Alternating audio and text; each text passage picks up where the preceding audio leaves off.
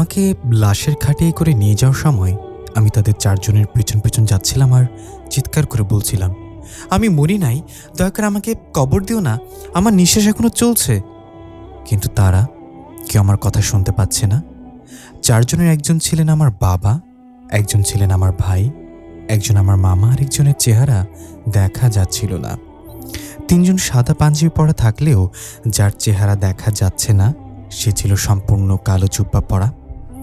আমি সেই কালো জুব্বা পরা লোকটার জামা টেনে ধরে বললাম, আমি মারা যাইনি, কেন বুঝতে পারছেন না? তখনই সে আমার দিকে তাকিয়ে বলল, তুমি মারা না গেলেও খুব শীঘ্রই মারা যাবে, ওই দেখো তোমার কবর খুঁড়ে রাখা হয়েছে। আমি দেখলাম লোকটার চেহারার কোনো মাংস নেই, সম্পূর্ণ কালো রঙের হাড্ডিযুক্ত একটা ভয়ঙ্কর চেহারা। তার গলায় একটা ক্রস ঝুলানো, ক্রসের উপর বড় করে ইংরেজিতে লেখা 21। তখনই খাটিয়াটা একটা সদ্য খোঁড়া কবরের পাশে রাখলো। আমি বাবার কাছে গেলাম আর্তনাদ করে, ভাইয়ের কাছে গেলাম, মামার কাছে গেলাম, কিন্তু কেউ আমার কথা শুনতে পাচ্ছে না। তারা সাদা কাফনে মোড়ানো আমার মরা দেহটা কবরে নামিয়ে মাটি দিতে লাগলো আর একসাথে বলতে লাগলো, আমাদের পক্ষ থেকে কুরবানি খাওয়ার জন্য ধন্যবাদ, ওপারে দেখা হবে আমাদের। আমি পাগলের মতো ছটফট করতে লাগলাম কাফনের থেকে বের হওয়ার জন্য, কিন্তু কিছুতেই বের হতে পারছি না। আশপাশ থেকে কয়েকটা লোহার শিকল এসে আমাকে পিছিয়ে নিতে লাগলো। আমি চিৎকার করতে চাইলাম, কিন্তু আমার মুখ দিয়ে একটা শব্দও বের করতে পারলাম না। শিকলগুলো আমাকে এমনভাবে আটকে নিল যে সামান্য নড়াচড়াও করতে পারছি না এখন। আর ওই কালো চেহারার লোকটা হাসতে হাসতে কোথায় যেন মিলে গেল। আমি ধরফর করে ঘুম থেকে উঠে বসে চিৎকার করতে লাগলাম। মা দৌড়ে এসে আমাকে জড়িয়ে ধরে শান্ত করে বলল, রোজ রোজ একই স্বপ্ন দেখে ভয় পেয়ে চিৎকার করে উঠোস? তো কতবার বলেছিলাম চার্চে গিয়ে ফাদারের কাছ থেকে পবিত্র হয়ে আয়, আমার কথা শোনার সময় কই তোর? আমি মাকে শক্ত করে জড়িয়ে ধরে বললাম, যতদিন তুমি আছো আমার পাশে ততদিন কোনো ফাদারকে দরকার নেই আমার। মা বলে, হয়েছে, এবার ছাড় আমাকে, কিচেনে রান্না বসে এসেছি, তরকারি পুড়ে গেলে তোর বাবার কাছে ছাড়িয়ে আমাকেই খেতে হবে, তুই তো খাবি না। আমি বললাম, মা তুমি কি দেখে এমন খাটাস ব্যাটারে বিয়ে করলে বলো তো? এই ব্যাটারে আমি কোনোদিন হাসতে দেখি নাই, সারাক্ষণ শুধু মুখটাকে মরুভূমির মতো করে রাখে, মনে হয় যেন ইরাক আমেরিকার যুদ্ধে যে কোনো একটা মিসাইল তার মুখে এসে পড়েছে। মা আমার মাথায় থাপ্পড় দিয়ে বলল, ওরে হারামজাদা, এত পাকা পাকা কথা না বলে উঠে ফ্রেশ হয়ে নে, কলেজের সময় হয়ে যাচ্ছে, সেটা খেয়াল আছে? এই বলে মা হাসতে হাসতে চলে গেল। আমি চোখ বন্ধ করে আবার ধপাস করে শুয়ে পড়লাম। আমার নাম ইথান, মা বাবা আর এক বড় ভাইয়া জোসেফকে নিয়ে আমার পরিবার। আমরা সবাই খ্রিস্টান ধর্ম অনুসারী, কিন্তু স্বপ্নে সবসময় আমি আমার বাবার ভাইকে মুসলিমদের সাজে দেখতে পাই, যেমন তারা পাঞ্জাবের টুপি পরা থাকে। একটু আগে যে স্বপ্নটা দেখলাম সেটা আমি প্রায় দেখতে পাই। একই স্বপ্ন বারবার দেখতে দেখতে এখন অভ্যাসে পরিণত হয়ে গিয়েছে। এই স্বপ্নের কথা শুধুমাত্র আমার মাই জানে, আর কেউ জানে না। মা বলেছে ছোটবেলায় অনেক শিশুর ওপর খারাপ কিছু নজর পড়ে, একটা নির্দিষ্ট সময় পর্যন্ত সে তাকে বিভিন্নভাবে দেখা দেয়, বিশেষ করে তার দুর্বলতাগুলো খুঁজে সেগুলোকেই হাতিয়ার হিসেবে ব্যবহার করে। আমার দুর্বলতা হলো আমি মৃত্যুকে অনেক ভয় পাই, তাই বারবার আমাকে স্বপ্নে মৃত্যু দেখানো হয়। মা বলেছে একটা সময় গিয়ে এটা আপনা আপনি ঠিক হয়ে যাবে, তাই এটা নিয়ে তেমন চিন্তা করার দরকার নেই, শুধু মাঝে মাঝে চার্চে গিয়ে প্রার্থনা করলেই হয়। কিন্তু আমার কেন যেন এইসব চার্চ, প্রার্থনা, ধর্মকর্ম ভালো লাগে না। আমার মনে হয় এগুলো মানুষের স্বাধীনতার অন্যতম বাধা। তবে আমি নাস্তিক নই, আমি বিশ্বাস করি একজন ক্রিয়েচার আছেন যিনি পুরো ইউনিভার্স এর নিয়ন্ত্রণ করেন।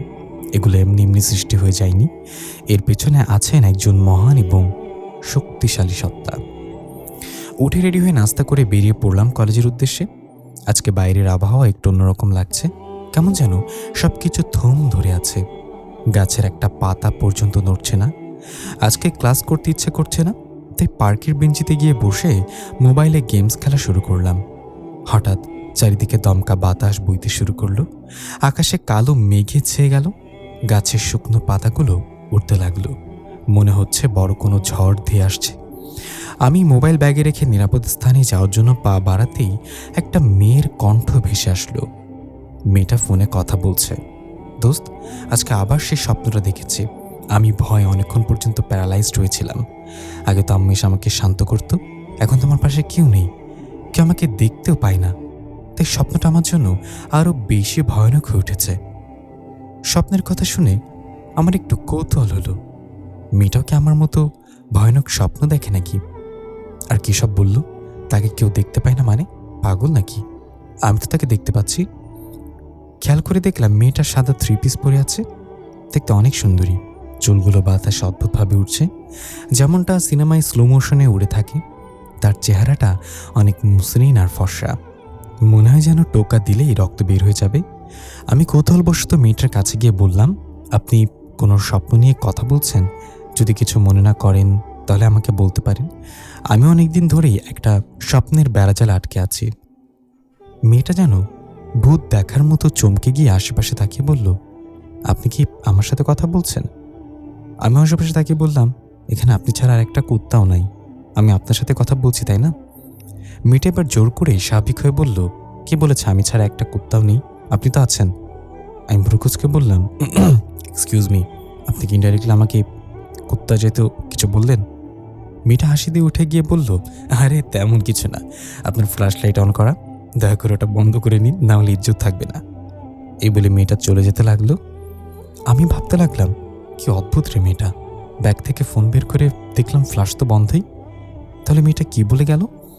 আমি ফোনটা প্যান্টের পকেটে রাখার সময় খেয়াল করলাম আমার প্যান্টের চেন খোলা। মুখে হাত দিয়ে বললাম, তার মানে মেয়েটা এই ফ্ল্যাশ লাইটের কথা বলেছে। হায় হায়, কি সর্বনাশ হয়ে গেল। একটা মেয়ের কাছে কি লজ্জায় না পেলাম। মেয়েটা কেমন বজ্জাত, ওইদিকেই তাকাতে হলো।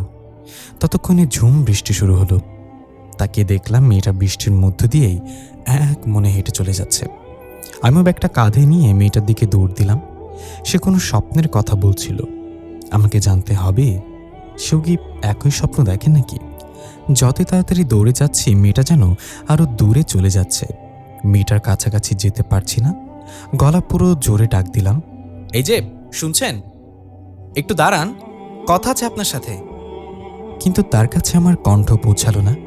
সে তার মতো হেঁটে রেল লাইনের উপরে গিয়ে থমকে দাঁড়ালো। আমি দূর থেকে দেখতে পেলাম দ্রুত গতিতে একটা ট্রেন সেই লাইন দিয়ে আসছে। মেয়েটা এখানে ঠায় দাঁড়িয়ে আছে। বুঝতে পারলাম মেয়েটা আত্মহত্যা করার চেষ্টা করছে। আমি দৌড়ের গতি আরো বাড়িয়ে দিলাম আর চিৎকার করে বলতে লাগলাম, সরে যান, এটা করবেন না। কিন্তু আমি তার কাছে পৌঁছানোর আগেই ট্রেন এসে তার উপরে উঠিয়ে দিল। আমি চিৎকার করে চোখ বন্ধ করে ফেললাম। এটা কি হয়ে গেল? মেয়েটা এভাবে নিজেকে শেষ করে দিল কেন? আশেপাশে যত মানুষ ছিল সবাই আমার দিকে অবাক দৃষ্টিতে তাকিয়ে আছে। ট্রেনটা চলে গেলে আমি দৌড়ে গেলাম মেয়েটার বডি খোঁজার জন্য। আশ্চর্যজনকভাবে মেয়েটার কোনো অস্তিত্বই খুঁজে পেলাম না সেখানে। না কোনো রক্তের দাগ বা কোনো চিহ্ন। একটা লোক এসে বলল, ভাই আপনি এভাবে চিৎকার করলেন কেন তখন, আর কি খুঁজছেন এখানে? আমি তাকে সব বলার পর সে অবাক হয়ে বলল, কি বলেন ভাই, আমি তো এখানে কাউকে দাঁড়িয়ে থাকতে দেখিনি, কোনো মেয়েকে দেখিনি রেল লাইনে দাঁড়িয়ে থাকতে। আমি শুধু আপনাকে দেখেছি রেল লাইনের দিকে তাকিয়ে কাউকে সরে যেতে বলছেন, কিন্তু আমি সেখানে কাউকেই দেখতে পাইনি। আমি লোকটার কথা শুনে বুঝতে পারছি না পাগল আমি হয়েছে নাকি বাকি সবাই হয়েছে। তাহলে কি মেয়েটা শুধুই আমার চোখের ভ্রম ছিল? আমি এবার রেল লাইনে ধরে আনমনে হাঁটতে লাগলাম আর ভাবতে লাগলাম, এটা কি হয়ে গেল? মেয়েটা মায়াভরা মুখটা এখনো আমার চোখে ভাসছে। এটা আমার ভ্রম হয় কিভাবে? তখনই পেছন থেকে কেউ বলল, আমাকে খুঁজছেন? আমি চমকে গিয়ে পেছনে তাকিয়ে দেখলাম সে মেয়েটা দাঁড়িয়ে আছে। এবার আমি তাকে দেখে ভয় পেয়ে গেলাম। আপনি আসলে কি বলেন তো? আমি নিজের চোখে আপনাকে ট্রেনে কাটা পড়তে দেখেছি, তবু আপনি আমার সামনে দাঁড়িয়ে আছেন কিভাবে? মেয়েটা মিষ্টি করে একটা হাসি দিয়ে বলল, যাদের মৃত্যুর ভয় থাকে না তারা 1000 বার মরতে পারে, বুঝছেন? এই বলে রেল লাইনের ওপর বসে পড়ল মেয়েটা। আমিও কি মনে করে যেন তার পাশে গিয়ে বসলাম। খেয়াল করে দেখলাম এই ঝুম বৃষ্টির মধ্যেও মেয়েটা সামান্যতম ভেজেনি। তার শরীরে যেন বৃষ্টির পানি স্পর্শ করছে না। আমার আর বুঝতে বাকি রইল না এই কোনো সাধারণ মেয়ে না। আমি আমতা আমতা করে বললাম, আপনি কি সত্যি মারা গেছেন? এটা নিশ্চয় আপনার আত্মা, তাই না? আমি শুনেছি মানুষ যদি তার কোনো অপূর্ণ ইচ্ছা রেখেই মারা যায় তাহলে তার আত্মা নাকি ফিরে আসে। আবার সেই ইচ্ছা পূরণ করতে। আপনি সেই জন্য এসেছেন, তাই না? মেয়েটা একটু হাসলো, কিন্তু কিছু বলল না। আমি বললাম, ও, আপনার নামই তো জানা হয়নি। আমার নাম ইথান। আপনার নাম কি? মেয়েটা বলল, হ্যালো ইথান, আমি হিমাদ্রি, আর আমি কোনো পরিপূর্ণ আত্মা না। আমি বাঁচা মরার মাঝখানে চলে আসছি। গত বছর এই দিনে আমি আত্মহত্যা করেছিলাম। আপনার কথার আগামাথা আমি কিছুই বুঝতে পারছি না। আত্মহত্যা করেছেন মানে? আবার বলছেন আপনি পুরোপুরি মারা যাননি।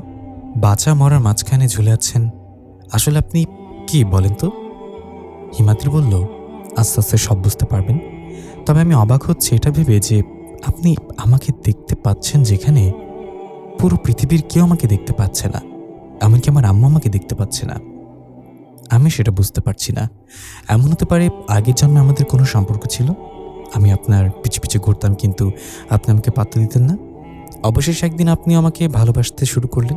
আপনি রাস্তার ওই পাশ থেকে আমাকে ডাক দিলেন। আমি রাস্তা পার হতে গিয়ে গাড়ির নিচে চাপা পড়ে চিত হয়ে মরে গেলাম।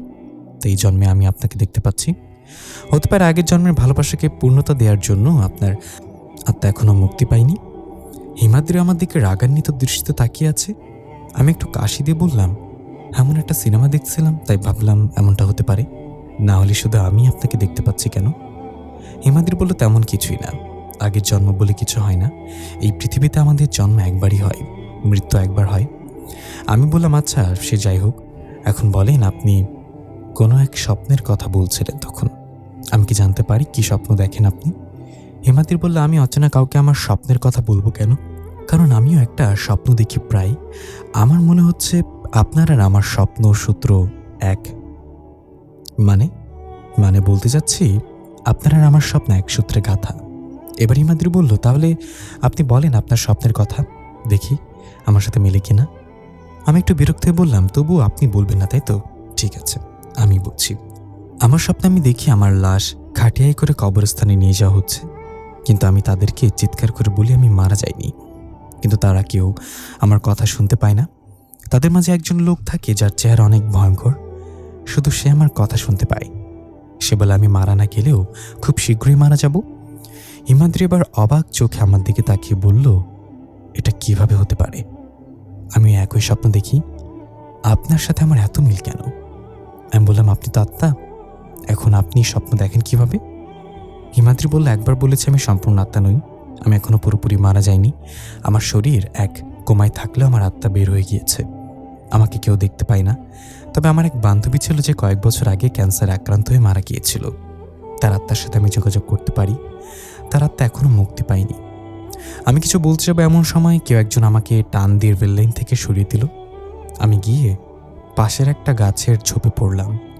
উঠে দেখলাম আমি যেখানে বসেছিলাম সেই লাইন দিয়ে একটা ট্রেন খুব দ্রুত গতিতে চলে যাচ্ছে। আমি বুঝতে পারলাম কি আমাকে নিশ্চিত ট্রেনের কাটা পড়ার হাত থেকে বাঁচিয়েছে। হিমাদ্রি হাসি মুখে পাশে দাঁড়িয়ে আছে। ভাবলাম হিমাদ্রি হয়তো আমাকে বাঁচিয়েছে। কিন্তু ট্রেন চলে গেলে একটা লোক এসে আমাকে বলল, তুমি কি পাগল নাকি? রেল লাইনে বসে একা একা কথা বলছিলে। ট্রেন আসছে সেও খেয়াল নেই। আমি না থাকলে এতক্ষণ তোমার দিয়ে অর্ধেক হয়ে পড়ে থাকতো।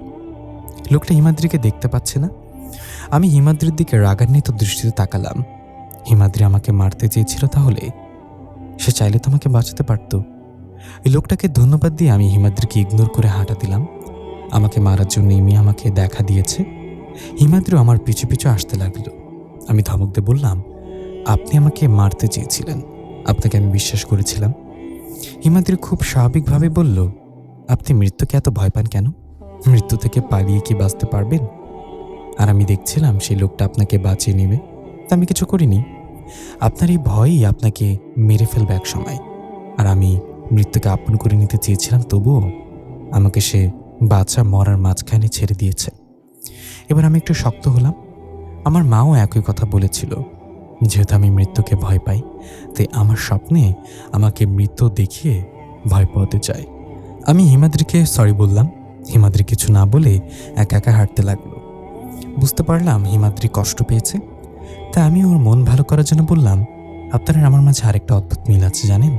হিমাদ্রি বলল, সেটা কি? আমি বললাম, আপনার একটা নানা বাড়ি আছে, আমার একটা নানা বাড়ি আছে। কি অদ্ভুত মিল, তাই না আমাদের? এই জন্য বলি এত টান কেন আপনার প্রতি আমার? হিমাদ্রি হাসতে হাসতে বলল, সত্যি তো, আমি তো এইভাবে কখনো ভেবে দেখিনি। আমি বললাম, আচ্ছা, আপনি আত্মহত্যা কেন করেছিলেন? আপনার মতো সুন্দরীকে যে কেউ ভালোবাসতে চাইবে, আপন করে নিতে চাইবে, তাহলে আপনার মরার দরকার ছিল কি? হিমাদ্রি একটা শুকনো হাসি দিয়ে বলল, সৌন্দর্য দিয়ে কখনো ভালোবাসার সংজ্ঞা দেওয়া যায় নিথান? আমি হয়তো অনেক ছেলেদের মনে বাস করতাম, কিন্তু আমি যার মনে বাস করতে চেয়েছিলাম সে আমাকে ধোঁকা দিয়েছে, আমার সাথে ভালোবাসার অভিনয় করেছে। ওর নাম ছিল সিয়াম। দিনের পর দিন তার অবহেলা সহ্য করতে করতে আমি বেঁচে থাকতেই মরে গিয়েছিলাম। তার উপর ওই ভয়ঙ্কর স্বপ্ন তো আছে। এদিকে প্রিয় মানুষটার অবহেলা, অন্যদিকে ওই স্বপ্ন। আমি আর নিতে পারছিলাম না। তারপর একদিন আবার আমার আব্বু আমার বিয়ে ঠিক করলো আমার অজান্তেই। সিয়ামকে এই কথা জানানোর পর সে খুব স্বাভাবিকভাবেই বলে দিল বিয়ে করে নিতে বাবা মায়ের পছন্দে। আমি সেদিন বুঝলাম আমি এতদিন মিথ্যা ছায়ার পিছনে ছুটছিলাম। তবু আব্বুকে বলেছিলাম আমি এখন বিয়ে করতে পারবো না, আমি পড়ালেখা করতে চাই। কিন্তু আব্বু আমার কোনো কথাই শোনেনি। বাধ্য হয়ে একটা সিদ্ধান্ত নিলাম, আমি নিজেকে শেষ করে দেব, সাথে সবার অবহেলা আর অহংকারের পতন ঘটবে। রাতে দরজা বন্ধ করে ঘরে যত ওষুধ ছিল সব একসাথে খেয়ে নিলাম। জানি না সেগুলো কিসের ওষুধ ছিল। হাতের কাছে যা পেয়েছি সব খেয়ে নিয়েছি। অনেকগুলো ওষুধ ছিল। কিছুক্ষণ পরেই আমার মৃত্যু যন্ত্রণা শুরু হয়ে যায়। পেটের ভেতর আগুনের মতো জ্বলতে থাকে। আমি খাটে শুয়ে গলা কাটা মুরগির মতো ছটফট করতে লাগলাম। নিঃশ্বাস বন্ধ হয়ে আসতে লাগলো। আমি গলায় হাত দিয়ে নিঃশ্বাস বাঁচিয়ে রাখার জন্য চেষ্টা করতে লাগলাম। ছটফট করতে করতে খাট থেকে নিচে পড়ে গেলাম। আব্বা আম্মু বড় ভাইয়া কিছু পড়ার শব্দ পেয়ে ওপাশ থেকে দরজা ধাক্কাতে লাগলো। হিমাদ্রি, কি হয়েছে? দরজা খুল মা, কথা বল। আমার মুখ দিয়ে কোনো শব্দ বের হচ্ছে না। মুখ দিয়ে ফ্যানের মতো কিছু বের হতে লাগলো। মৃত্যুর যন্ত্রণা এত কঠিন জানলে কখনোই এই পথ বেছে নিতাম না। মানুষ যতই মৃত্যু কামনা করুক, যখন মৃত্যুর খুব কাছাকাছি চলে আসে তখন সবাই বাঁচতে চায়। আমি দরজার দিকে অসহায়ের মতো তাকিয়ে আছি। উঠে গিয়ে দরজা খুলে দেওয়ার শক্তি নেই। আমার শরীর নিস্তেজ হয়ে আসছে। হঠাৎ একটা কালো ছায়ামূর্তি এসে আমার মাথার কাছে বসলো। আমি দেখতে পাচ্ছিলাম তাকে। ভেবেছিলাম সে হয়তো মৃত্যুর ফেরেশতা, কিন্তু পরক্ষণে বুঝলাম সে অন্য কিছু। আমার মুখ হা করিয়ে ধুলোর মতো কিছু একটা আমাকে খাইয়ে দিল। তারপর আমার কানের কাছে এসে বলল, তুমি মরবে না হিমাদ্রি, বাঁচবে আমাদের জন্য। এই বলে সে অদৃশ্য হয়ে গেল। আমি শুধু তাকিয়ে রইলাম। বড় ভাই এক পর্যায়ে দরজা ভেঙে ফেলল। রুমে ঢুকে আমার এই অবস্থা দেখে আম্মু সাথে হিমাদ্রি বলে বেশ বেহুশ হয়ে পড়ে গেল। বড় ভাইয়া দৌড়ে এসে আমার মাথাটা কোলে নিয়ে পাগলের মতো বলতে লাগলো, হিমু, আমার বোন, তুই এটা কি করলি? তোকে আর কখনো বকা দেব না। তুই না আমার ল্যাপটপটা নিতে চেয়েছিলি, আজ থেকে ওই ল্যাপটপটা তোর। কিচ্ছু হবে না তোর বোন, চোখ খোলা রাখ। আব্বু, তাড়াতাড়ি অ্যাম্বুলেন্সে কল দাও। আব্বু দরজার কাছে পাথরের মতো দাঁড়িয়ে আছে। খেয়াল করে দেখলাম আব্বুর চোখে পানি। আমি অবাক হয়ে গেলাম, এই মানুষটাও কাঁদতে পারে? জন্মের পর কখনো কাঁদতে দেখিনি আব্বুকে। এমনকি দাদা মারা যাবার পরও কাঁদিনি। আজ আমার জন্য আব্বুর চোখে পানি। ছোট ভাইটা দৌড়ে আসলো কোথা থেকে যেন, এসে আমার মুখে হাত বুলিয়ে তুতলানো কণ্ঠে বলতে চাইলো, আপু ওঠো, আমি আর তোমার ব্যাগ থেকে চকলেট চুরি করব না, তোমার বই নষ্ট করব না। ওঠো আপু, আমার সাইকেলটা তোমাকে দিয়ে দেবো আপু। বড় ভাইয়া দৌড়ে চলে গেল অ্যাম্বুলেন্সে কল দিতে। আব্বু ধীরে ধীরে আমার পাশে এসে বসলো। আমার হাত ধরে বাচ্চাদের মতো কাঁদতে কাঁদতে বলল, আমাকে ক্ষমা করে দে মা, আমি বুঝে উঠতে পারিনি তুই নিজের সাথে এমনটা করে ফেলবি। তুই যা বলবি তাই হবে। ওঠ মা, আমি আর কখনো তোর মতের বিরুদ্ধে কিচ্ছু করব না, আমাকে মাফ করে দে। আমি সবকিছু দেখছিলাম, কিন্তু কথা বলার শক্তি আমার ছিল না। আমার চোখ বেয়ে অঝরে পানি পড়তে লাগলো। একটু অভিমানের জন্য আমি এই মানুষগুলোকে এতটা কষ্ট দিয়ে ফেললাম। এখন অনেক বাঁচতে ইচ্ছে করছে, বলতে ইচ্ছে করছে, আব্বু আমি তোমাকে অনেক ভালোবাসি। ভাইয়াকে চিৎকার করে বলতে ইচ্ছে করছে, আমি তোর ল্যাপটপ চাই না, আমি তোদের সাথে বাঁচতে চাই। ছোট ভাইকে বলতে ইচ্ছে করছে, ওই চকলেটগুলো আমি তোর জন্যই আনি, তুই নিয়ে যাবি জেনেও প্রতিদিন একই জায়গায় চকলেট রাখতাম। আম্মুর কান্নামাখা মুখটা আমার চোখের সামনে ভেসে উঠছে। ধীরে ধীরে আমি চোখ বন্ধ করে ফেললাম। হয়তো আমি মারা যাচ্ছি এক বুক অভিমান আর সত্যিকারের আপন মানুষগুলোর চোখের পানি নিয়ে। যখন আমার হুঁশ আসলো, আমি দেখতে পেলাম আমার মতো একটা মেয়ে হাসপাতালের বেডে, তাকে অক্সিজেন দিয়ে রাখা হয়েছে। আব্বা আম্মু ভাই আর সবাই সেখানে উপস্থিত ছিল। আমি তাদের কাছে বলতে লাগলাম, আব্বা আমি এখানে, এই মেয়েটা কে? আম্মা আমার সাথে কথা বলছো না কেন? ভাই আমাকে দেখতে পাচ্ছ না কেন? আর কেউ আমাকে দেখতে পাচ্ছে না, শুনতে পাচ্ছে না। আমি পাগলের মতো সবার সাথে কথা বলার চেষ্টা করতে লাগলাম। এরপর বাবাকে স্পর্শ করে বুঝতে পারলাম আমি একটা আলোর মতো, আমার শরীর কাউকে স্পর্শ করতে পারছে না। তখন ডাক্তার এসে বলল, আপনাদের মেয়ে ওই যে ওষুধগুলো খেয়েছে সেগুলো উল্টো রিয়াক্ট করার কারণে অনির্দিষ্ট কালের জন্য কোমায় চলে গিয়েছে। সে বেঁচে আছে, কিন্তু আর কখনো উঠে দাঁড়াতে পারবে কিনা সন্দেহ। তবে আমি একটা জিনিস ভেবেই ক্লান্ত যে এই মেয়ে এখনো বেঁচে আছে কিভাবে। ও যে ওষুধগুলো খেয়েছে তাতে মানুষের বেঁচে থাকার কথা না। ডাক্তার চলে গেল আর আমি বুঝতে পারলাম বেডে শুয়ে থাকা অক্সিজেন মাস্ক লাগানো মেয়েটার কেউ না, বরং আমি নিজে। আর আমার আত্মা আমার শরীর থেকে আলাদা হয়ে গিয়েছে, কেউ আমাকে দেখতে পাচ্ছে না।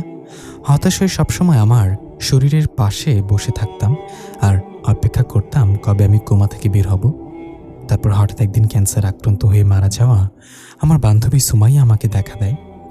সে আমাকে দেখতেও পায়, শুনতেও পায়। তারপর থেকে আমি জীবনে ভালোই আছি। এই 1 বছরে একটাবারের জন্য সিয়াম আমার খোঁজ নেয়নি। আমি হাসপাতালে আছি শুনেও সে আমাকে দেখতে আসেনি। তখন বুঝলাম সৌন্দর্য দিয়ে ভালোবাসার মানুষকে ধরে রাখা যায় না। সব শুনে আমি একটু ইমোশনাল হয়ে গেলাম। হিমাদ্রির মতো মেয়েকেও কেউ ধোঁকা দিতে পারে? আমি বললাম, চলেন এখন হাসপাতাল যাব, আমি আপনার সত্যিকারের শরীরের সাথে দেখা করতে চাই। হিমাদ্রি একটা মিষ্টি হাসিতে বলল, চলেন তাহলে। হিমাদ্রি আমাকে নিয়ে হাসপাতালে চলে এলো। সেখানে হিমাদ্রির বড় ভাইয়া বসা ছিল আর তার বেডের পাশে। আমি বাইরে থেকে দরজার গ্লাস দিয়ে দেখলাম হিমাদ্রির মাথার কাছে কালো একটা ছায়ামূর্তি দাঁড়ানো আছে। হিমাদ্রিও ছায়ামূর্তিটা দেখতে পেল এবং বলল, এই সেই ছায়ামূর্তি যেটা আমি আত্মহত্যা করার সময় দেখেছিলাম। সে আমাকে ধুলো জাতীয় কিছু খাইয়ে দিয়েছিল, কিন্তু সেখানে কি করছে? হঠাৎ কালো ছায়ামূর্তিটার সাথে আমার চোখাচোখি হয়ে গেল। তার চোখগুলো আগুনের মতো লাল হয়ে গেল। হিমাদ্রির হাতে লাগানো স্যালাইনের বোতলে কালো রঙের কিছু একটা ছেড়ে দিয়ে সদৃশ্য হয়ে গেল। এদিকে তাকিয়ে দেখলাম হিমাদ্রির আত্মা ধীরে ধীরে অদৃশ্য হয়ে যাচ্ছে। হিমাদ্রি বলল, আমাকে বাঁচান ইথান, আমি মারা যাচ্ছি। আমি তাড়াতাড়ি দরজা ধাক্কা দিয়ে কেবিনে প্রবেশ করলাম। হিমাদ্রির ভাইয়া আমাকে দেখে চমকে উঠে বলতে লাগলো, এই ছেলে, কে তুমি? এখানে কিভাবে এলে? বের হয়ে যাও এখান থেকে বললাম। আমি বললাম, ভাইয়া তাড়াতাড়ি ডাক্তারকে ডাকেন, মেয়েটা মারা যাচ্ছে, ওর স্যালাইনে কিছু একটা মেশানো হয়েছে, এখন কথা বলার সময় নয়। কিন্তু হিমাদ্রি ভাইয়া আমার কোনো কথাই শুনছে না। আমাকে ধাক্কাতে লাগলো আর বলতে লাগলো, কোথায় মারা যাচ্ছে? আমার বোন ঠিকই আছে, বেরো এখান থেকে। ওইদিকে হিমাদ্রি প্রায় অদৃশ্য হয়ে যাচ্ছিল। হিমাদ্রি এখন কথা বলতে পারছে না আমার সাথে। আমি আর সহ্য করতে পারলাম না। হিমাদ্রির ভাইকে প্রচণ্ড জোরে একটা ধাক্কা দিয়ে ফেলে দিলাম। সে পাশে রাখা টেবিলের উপর গিয়ে পড়ল। শব্দ পেয়ে ডাক্তার নার্সরা দৌড়ে এলো। আমি চিৎকার অস্থির হয়ে বললাম, ডাক্তার সাহেব, এই মেয়েটা মারা যাচ্ছে, তাড়াতাড়ি ওর চেক আপ করুন। হিমাদ্রির ভাই আমার দিকে তেড়ে আসছিল একটা গালি দিয়ে। ডাক্তার তাকে থামিয়ে বলল, এটা মারামারি করার জায়গা না, শান্ত থাকুন সবাই, বি পেশেন্ট, আমাকে চেক আপ করতে দিন। তারপর ডাক্তার চেক আপ করে দেখলো হিমাদ্রির অক্সিজেন অনেক নিচে নেমে এসেছে আর কিছুক্ষণের মাঝে অক্সিজেন শেষ হয়ে যাবে। ডাক্তার তাড়াতাড়ি নার্সকে বলল অক্সিজেনের বোতল করতে আর এই স্যালাইন খুলে আরও পাওয়ারফুল স্যালাইন লাগাতে। নার্স তাড়াতাড়ি সব কিছু করলো এবং কিছুক্ষণ পর হিমাদ্রি ঠিক হলো। এদিকে আমিও দেখতে পেলাম হিমাদ্রির আত্মা আবার আগের মতো স্পষ্ট হয়ে উঠেছে। আমিও হাফ ছেড়ে বসে পড়লাম। ডাক্তার আর নার্স প্রয়োজনীয় ব্যবস্থা নিল এবং আমার কাছে এসে বলল, তুমি কিভাবে জানলে এই রোগীর অক্সিজেন লো হয়ে গিয়েছে? আমি একবার হিমাদ্রির দিকে তাকালাম। সে আমাকে চোখের ইশারায় আসল কথা বলতে নিষেধ করল। আমি হিমাদ্রির ভাইয়ের দিকে তাকিয়ে বললাম, জানি না, আমার এক আত্মীয়কে দেখতে এসেছিলাম হসপিটালে, হঠাৎ বাইরে থেকে এই মেয়েটাকে দেখে মনে হলো ওর কষ্ট হচ্ছে। ডাক্তার আমার কাঁধে হাত রেখে বলল, গুড জব চাইল্ড, সময় মতো তুমি না থাকলে এই মেয়েকে আমরা হারিয়ে ফেলতাম। তারপর ডাক্তার হিমাদ্রির ভাইকে বলল, you should thanks this man, she save your sister's life. এই বলে ডক্টর চলে গেল। হিমাদ্রি ভাই আমাকে অনেক ধন্যবাদ দিল। আমি বললাম, খেয়াল রাখবেন হিমাদ্রির, বারবার আমি এখানে থাকবো না। হিমাদ্রি ভাই একটু সন্দেহ চোখে বলল, তুমি আমার বোনের নাম জানলে কিভাবে? আমি অপ্রস্তুত হয়ে বললাম, কারণ আমি ভুল করে নাম নিয়ে ফেলেছি। হিমাদ্রি বলল, এবার সামলান, আমি কিছু জানি না। আমি বললাম, আরে ভাইয়া, ওই ডাক্তার যখন রিপোর্টগুলো দেখছিলেন তখন আমি ওর নামটা দেখে নিয়েছি, এখন তাহলে আমি যাই। হিমাদ্রি ভাইয়া কেমন যেন করে তাকাল আমার দিকে, মনে হচ্ছে সে আমার উত্তরে সন্তুষ্ট হয়নি। আমি আর কিছু না বলে তাড়াতাড়ি সেখান থেকে চলে আসলাম। হিমাদ্রি হাসতে হাসতে বলল, আর একটু হলেই তো ধরা খেয়ে গিয়েছিলেন। আমি ওর হাসির দিকে তাকিয়ে আছি, কি মিষ্টি ওর হাসি। অযথা একটু আগেই মেয়েটা মরতে বসেছিল। আমি বললাম, ভাইয়া কি সত্যিটা বলে দেওয়া উচিত ছিল? বলে দিতাম আমি আপনার আত্মাকে দেখতে পাই। হিমাদ্রি বলল, তারপর ভাইয়া তার নিজের পকেটে টাকা খরচ করে পাবনা যাওয়ার একটা টিকিট কেটে আপনাকে সেখানে পাঠিয়ে দিত। এসব কথা আজকাল কেউ বিশ্বাস করবে বলেন তো? সবাই আপনাকে পাগল ভাববে, তাই তো? সত্যি এসব কথা বিশ্বাস করবে মনা কেউ? আমি কিছু বলতে যাব, এমন সময় দেয়াল ভেদ করে একটা মেয়ে হুট করে সামনে এসে হিমাদ্রিকে জড়িয়ে ধরে বলল, হিমু, কেমন আছিস তুই? তোকে তো পাওয়াই যায় না। এই ছেলেটাকে নতুন বিএফ নাকি? আগেরগুলোর সাথে কি ব্রেকআপ করে দিয়েছিস? তবে ছেলেটা কিন্তু দেখতে দারুণ হ্যান্ডসাম, তোর সাথে সেই মানাবে। হিমাদ্রি মেয়েটার মুখ চেপে ধরে বলল, ওরে গোলগোলালো, এই ছেলে আমাকে দেখতে পায় আর তোকেও দেখতে পায়। তুই যে বকবক করলি এতক্ষণ সে সবগুলো শুনেও ফেলেছে। ওর নাম ইথান, আর ইথান ও হচ্ছে সুমাইয়া। বলেছিলাম না আমার এই জীবনের একমাত্র বান্ধবী যে ক্যান্সার আক্রান্ত হয়ে মারা গিয়েছে? আমি মুচকে মুচকে হেসে বললাম, আচ্ছা তাহলে আপনার বান্ধবী এই? সুমাইয়া জিব্বায় কামড়তে বলল, ওপস, হাই ইথান, আমি আসলে বুঝতে পারিনি আপনি আমাদেরকে দেখতে পান। আসলে একটু মজা করছিলাম ওর সাথে। ওর শুধু একটাই বিএফ ছিল যে ওকে ধোকা দিয়েছে, অথচ ছিল হাজার ছেলের ক্রাশ। আমি বললাম, সমস্যা নেই, আমার ফ্রেন্ডদের সাথে আমার মজা করি, আপনারা কথা বলেন, আমি একটু আসছি। এই বলে হিমাদ্রিকে সেখানে থাকতে বলে আমি চলে গেলাম নার্স চেম্বারে। সেখানে গিয়ে নার্সকে বললাম, সিস্টার, একটু আগে যে হিমাদ্রি নামের মেয়েটাকে মৃত্যুর হাত থেকে বাঁচালেন তাকে তো নতুন স্যালাইন দিয়েছেন তাই না? নার্স বলল, হ্যাঁ, ডাক্তারই তো বলেছিল নতুন পাওয়ারফুল স্যালাইন দিতে। কেন, কোনো সমস্যা? না না, সেটা কোনো সমস্যা না। আগের স্যালাইনটা যে খুলে রেখেছেন আমি সেটা সম্পর্কে জানতে এসেছি। সে স্যালাইনটা কোথায়? নার্স বলল, সেটা তো ডাস্টবিনে ফেলে দিয়েছি। সেটা দিয়ে আপনি কি করবেন? আমি বললাম, একটু দরকার আছে, আপনি কি দয়া করে একটু এনে চেক করে দেখাবেন? আমার মনে হয় সে স্যালাইনে কিছু একটা মেশানো হয়েছে, তাই হিমাদ্রির কন্ডিশন খারাপ হয়ে গিয়েছিল। নার্স একটু রেগে বলল, কী সব বাজে বাজে কথা বলছেন? স্যালাইনে কিছু মেশানো হয়েছে মানে? আপনি সরাসরি আমাদের হাসপাতালের বিরুদ্ধে কথা বলছেন। আমি শান্ত হয়ে নার্সকে ভালোভাবে বুঝিয়ে বললাম, আমি হাসপাতালের বিরুদ্ধে বলছি না। আপনি বুঝতে পারছেন না এখানে অন্য কিছু একটা আছে? আপনি জাস্ট চেক করেন স্যালাইনটা, তাহলে বুঝতে পারবেন। আমি এই বিষয়ে কারো কাছে বলবো না, আপনাদের হাসপাতালের কোনো বদনামও করব না। নার্স কিছুতে এটা করতে রাজি হচ্ছিল না। অনেক বোঝানোর পর সে রাজি হলো এবং ডাস্টবিন থেকে স্যালাইনটা তুলে এনে ল্যাবে নিয়ে গেল। আমাকে বলল বাইরে অপেক্ষা করতে। আমি বাইরে অপেক্ষা করতে লাগলাম। এর মাঝেই হিমাদ্রি এসে আমার পাশে বসে বলল, আপনি এখানে, আর আমি আপনাকে পুরো হাসপাতাল খুঁজে বেড়াচ্ছি, এখানে কি করছেন? আমি বললাম, সে ছায়ামূর্তিটা আপনার স্যালাইনে কিছু মিশিয়ে দেওয়ার পরই আপনার অবস্থা খারাপ হয়ে গিয়েছে। তাই নার্সকে অনেক রিকোয়েস্ট করে সেই স্যালাইনটা পরীক্ষা করার জন্য দিয়েছি। দেখি সে স্যালাইনে কি মিশিয়েছিল। হিমাদ্রি বলল, ওই ছায়ামূর্তিটা আমার কাছে কি চাই? আমি বললাম, আপনার কাছে সে দুবেলা দুমুঠো ভাত খেতে চায়। বেচারা অনেক গরিব, এত গরিব যে তার 100 টাকার নোটেও 10 টাকা লেখা থাকে। হিমাদ্রি বলল, আপনি আমার সাথে মজা করছেন? তো কি আর করবো, আমি কি জানি সে আপনার কাছে কি চায়? আমি নিজে আছি আমার স্বপ্নের সেই ভয়ানক চেহারা নিয়ে, এর মাঝে আবার এই ছায়ামূর্তি। হিমাদ্রি বলল, আপনি শান্ত হন, আমার কেন জানি মনে হচ্ছে স্বপ্নে দেখা সেই ভয়ানক চেহারার লোকটা আর এই ছায়ামূর্তিটা একজনই। সে আমাদের দুজনের কাছে কিছু চায়। আর একটু আস্তে কথা বলেন, সবাই আপনার দিকে তাকিয়ে আছে, ভাবছে আপনি একা একা কথা বলছেন। দেখলাম সত্যি সবাই আমার দিকে তাকিয়ে আছে, তারা আমাকে পাগল ভাবছে।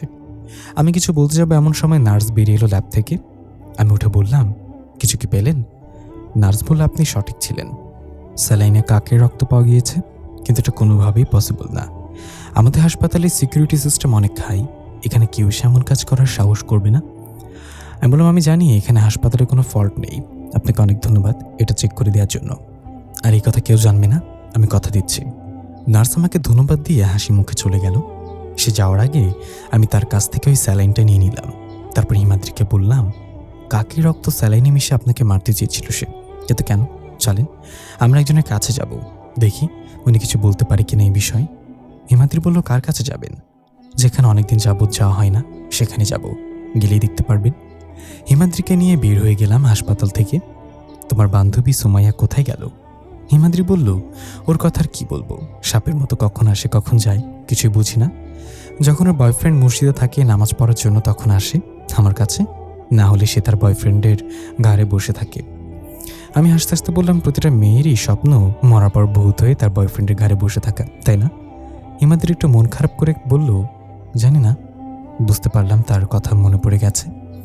এর মাঝে আমার মায়ের ফোন এলো। রিসিভ করতে মা বলল, কিরে তোর কলেজ ছুটি হয়ে গেছে সে কখন, এখনো বাসা আসলি না, কোথায় তুই?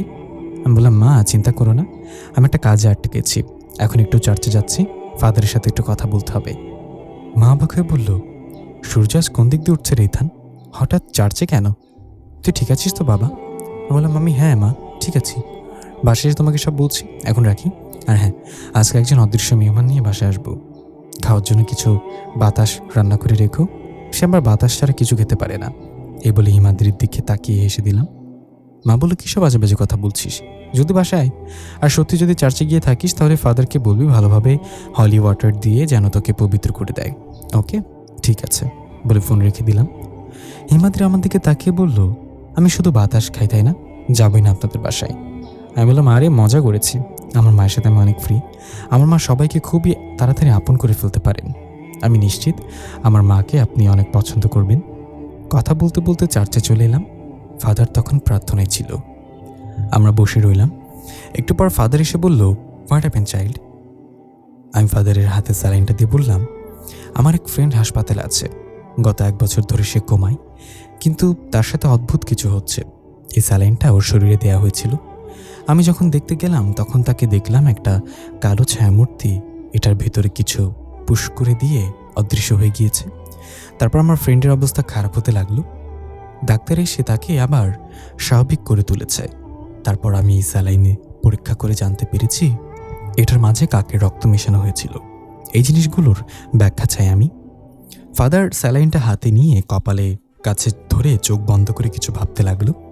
হঠাৎ ফাদার চোখ খুলে ভয়ার্ত চেহারা নিয়ে আমার দিকে তাকিয়ে বলল, কাকের রক্ত মেয়েটাকে মারার জন্য দেয়া হয়নি, বরং বাঁচানোর জন্য দেয়া হয়েছে। আপনি কি বলছেন ফাদার? কাকের রক্ত হিমাদ্রিকে বাঁচানোর জন্য দেয়া হয়েছে মানে? আমি নিজ চোখে দেখেছি হিমাদ্রি মরতে বসেছিল, সময় মতো স্যালাইন বদল না করলেও মারা যেত। ফাদার বলল, ওটা তোমার চোখের ভ্রম ছিল ইথান, তুমি ছায়ামূর্তিকে দেখে তোমার ব্রেইনে সেট করে নিয়েছিলে সে খারাপ কিছু করছে হিমাদ্রির সাথে, তাই এমনটা দেখেছ। আর অক্সিজেন তখন সত্যি লো ছিল, স্যালাইন বদল করার কারণে হিমাদ্রির বাঁচার চান্স অনেকটা কমে গিয়েছে, যে কোনো সময় হিমাদ্রি মারা যেতে পারে। আমি হিমাদ্রির দিকে তাকালাম, দেখলাম সে এক দৃষ্টিতে আমার দিকে তাকিয়ে আছে। ফাদারকে বললাম, তাহলে আপনি বলতে যাচ্ছেন ওই ছায়ামূর্তিটা ভালো কিছু ছিল? ফাদার আমাকে নিয়ে চার্চের এক কোণে বসে পড়ল। আমার হাত ধরে কিছু মন্ত্র পড়ে তার গলায় থাকা ক্রসটা আমার কপালে লাগালো। সাথে সাথে আমি একটা দৃশ্য দেখতে পেলাম। আমি জঙ্গলের মধ্য দিয়ে হাঁটছি আর ওই দিক দিয়ে কি যেন খুঁজছি। হঠাৎ পা পিছলে পড়ে গেলাম। পুরো জঙ্গলটা কাদা মাটিতে ভরা, মনে হচ্ছে এখানে মুষলধারে বৃষ্টি হচ্ছে। আমি উঠে আবার হাঁটতে লাগলাম। হঠাৎ চোখ গেল গাছের আড়ালে থেকে কেউ যেন আমাকে দেখছে। আমি ধীরে ধীরে সেদিকে এগিয়ে যেতে লাগলাম। তখনই দেখলাম সে ছায়ামূর্তিটা খুব দ্রুত সেখান থেকে চলে যাচ্ছে, যেটা হাসপাতালে হিমাদ্রির কাছে দেখেছিলাম। আমি দ্রুত সেটার পিছু নিলাম। তার পিছু করতে করতে জঙ্গলের মাঝে একটা ফাঁকা জায়গায় পৌঁছে গেলাম। হঠাৎ ছায়ামূর্তিটা অদৃশ্য হয়ে গেল। আমি আশেপাশে তাকাতে আমার চোখে পড়ল একটা ছোট্ট করে ঘর। আমি কিছু বুঝে ওঠার আগেই সে ঘর থেকে একটা মেয়ের কণ্ঠের আর্তনাদ ভেসে আসলো, আমাকে মেরো না দয়া করে, আমি বাঁচতে চাই। আরে এটা তো হিমাদ্রির কণ্ঠ। আমি তাড়াতাড়ি সেই কুড়ে ঘরের দিকে এগিয়ে গেলাম। হঠাৎ পেছন থেকে কেউ ডাক দিল, ওখানে যেও না ইথান। আমি থমকে দাঁড়িয়ে পেছনে তাকিয়ে দেখলাম হিমাদ্রি দাঁড়িয়ে আছে। আমি অনেক চেষ্টা করে আমার মুখ থেকে একটা শব্দ বের করতে পারলাম না। হিমাদ্রি আমাকে আবার বলল, ওই ঘরে যেও না, ওখানে কেউ নেই, এই দেখো আমি এখানে। আমি হিমাদ্রির দিকে এগুতে লাগলাম। তখন আবার ঘর থেকে হিমাদ্রির আর্তনাদ, আমাকে মেরো না, আমি বাঁচতে চাই। আমি কনফিউজড হয়ে গেলাম হিমাদ্রি আসলে কোথায়। আমার সামনে থাকা সে যদি হিমাদ্রি হয় তাহলে ঘরের ভেতর থেকে কার আর্তনাদ ভেসে আসছে? আমার সামনে থাকা সে হাত বাড়িয়ে দিয়ে বলল, চলো এখান থেকে, তোমাকে বাড়ি পৌঁছে দিই। তখন আমি খেয়াল করলাম তার পায়ের দিকে এবং আমি প্রচণ্ড ভয় পেয়ে গেলাম। তার পা ছিল কোনো পশুর পায়ের মতো। আমি বুঝে গেলাম এটা হিমাদ্রি না। এক দৌড়ে সেই ঘুরে ঘরের দিকে ছুটলাম। পেছন থেকে হিমাদ্রির রূপে এসে চিৎকার করতে লাগলো। আমি সেদিকে কান্না দিয়ে সোজা ঘরে ঢুকে গেলাম। দেখলাম হিমাদ্রিকে টান করে শুয়ে রাখা হয়েছে। একটা লোক হিমাদ্রির সামনে বসে কিছু তন্ত্রমন্ত্র পড়ছিল। তার মুখটা দেখা যাচ্ছে না, দেখে বোঝা যাচ্ছে হিমাদ্রিকে দিয়ে শয়তানের পূজা করা হচ্ছে। একটু পরপর সে হিমাদ্রির শরীরে চাকু দিয়ে আঘাত করছে আর হিমাদ্রি বলছে, আমাকে মেরো না, আমি বাঁচতে চাই। এটা দেখে আমি আর সহ্য করতে পারলাম না। সাথে সাথে সেই লোকটার দিকে তেড়ে গেলাম, কিন্তু তার কাছে যাওয়ার আগেই কোন এক অদৃশ্য শক্তি আমাকে ছুঁড়ে ফেলে দিল। এবার সেই লোকটা মুখ তুলে তাকালো। তাকে আমি চিনলাম না, আগে কখনো দেখিনি। আমি চিৎকার করে বললাম, কে আপনি? হিমাদ্রির সাথে কি করার চেষ্টা করছেন? সে অদ্ভুত একটা হাসি দিয়ে বলল, হিমাদ্রির জায়গায় নিজেকেও দেখতে পারবি। সময় ঘনিয়ে আসছে, আর তার পণ করার জন্য প্রস্তুত হয়ে নে। আমি কিছু বলার আগেই আশপাশ থেকে কিছু লতাপাতে এসে আমার গলায় পিছিয়ে ধরল। লোকটা ভয়ঙ্কর এক কটফাঁসিতে মেতে উঠল। তখনই ফাদার আমার কপাল থেকে ক্রসটা সরিয়ে নিল। আমি জোরে জোরে নিঃশ্বাস নিতে লাগলাম। মনে হচ্ছিল আর একটু হলেই আমি মারা যেতাম। ফাদার আমাকে এক গ্লাস পানি দিল। আমি পানি খেয়ে একটু স্বস্তি পেলাম। ফাদার বলল, তুমি কি দেখতে পেয়েছো ইথান? আমি ফাদারকে সবকিছু বললাম যা যা দেখতে পেয়েছি। সব শুনে ফাদার বলল, এটা এখনো নিশ্চিতভাবে বলা যাচ্ছে না যে ওই ছায়া মূর্তিটা ভালো না খারাপ। তবে আমার জানা মতে ব্ল্যাক ম্যাজিক করার ক্ষেত্রে সবচেয়ে বেশি ব্যবহার করা হয় কাকের রক্ত। হিমাদ্রিকে কেউ ব্ল্যাক ম্যাজিক করেছে। যেটা করেছে সে হিমাদ্রিকে নির্দিষ্ট একটা সময় পর্যন্ত বাঁচিয়ে রাখতে চায়। তাই প্রতিনিয়ত কাকের রক্তের সাথে তার নিজের রক্ত মিশিয়ে হিমাদ্রির শরীরে দেয়া জিনের মাধ্যমে তুমি যাকে দেখতে পেয়েছ সেখানে সেই লোকটাই হিমাদ্রিকে ব্ল্যাক ম্যাজিক করেছে। কিন্তু তার উদ্দেশ্য কি সেটা অজানা। কেন সে হিমাদ্রিকে বাঁচিয়ে রাখতে চায়? হিমাদ্রি আমার কাছে এসে বলল, যেহেতু সে কাকের রক্তের সাথে তার নিজের রক্ত মিশে আমার শরীরে দেয়, তাহলে সে আমার রক্তের সম্পর্কে কেউ হতে পারে। ফাদার তো হিমাদ্রিকে দেখতে পাচ্ছে না, তাই হিমাদ্রির কথাটা আমি ফাদারকে রিপিট করলাম। ফাদার বলে, হ্যাঁ এমনটা হতে পারে। আর এসব ব্ল্যাক ম্যাজিকের শিকার মানুষ আপন মানুষের দ্বারাই বেশি হয়। হতে পারে হিমাদ্রির কোনো রক্তের সম্পর্কের কেউ এটা করেছে। তুমি কালকে এসো আবার, আমি আরও কিছু জানার চেষ্টা করব, কোনো উপায় খুঁজে রাখবো। দেখলাম হিমাদ্রির চেহারা অনেকটা কেমন আধার হয়ে গেল। বললাম, তাহলে ফাদার আজকের মতো যাই, আবার আসবো আমি। ফাদার বলে, আসতেই হবে, কারণ এটা শুধু হিমাদ্রির সাথে জড়িত না, তুমি নিজেও কোনো না কোনোভাবে এখানে জড়িয়ে আছো। সাবধানে থেকো ইথান। এই কথাটা ফাদার বলেছে হিমাদ্রির দিকে তাকিয়ে অদ্ভুত একটা হাসি দিয়ে। তার মানে ফাদার কি হিমাদ্রিকে দেখতে পেয়েছে? বিষয়টা তেমন গুরুত্ব দিলাম না। সে একজন ধর্মীয় ব্যক্তি, আত্মা দেখার শক্তি তার থাকতেই পারে। ঠিক আছে বলে ফাদারের কাছে চলে গেলাম। হিমাদ্রি এখনও চিন্তিত, কে তাকে ব্ল্যাক ম্যাজিক করবে। আমি বললাম, চিন্তা করবেন না, ফাদার এটা খুঁজে বের করে ফেলবে। কিন্তু হিমাদ্রি তখনও মুখটা ভার করে হাঁটছে। আমি ওর মন ভালো করার জন্য বললাম, চলেন মুভি দেখে আসি তাহলে হল থেকে। অনেক সুন্দর একটা মুভি আসছে, মূলা খাবো বাড়িতে, পাতবো আমি গাড়িতে। হিমাদ্রি এটা শুনে হেসে দিল আর বলল, এই মুভি শুধু আপনার জন্যই বানিয়েছে পরিচালক, আপনি যান। বলে, মুভ তুমি আমাকে যান বললে? মনটা খুশিতে নেচে উঠল।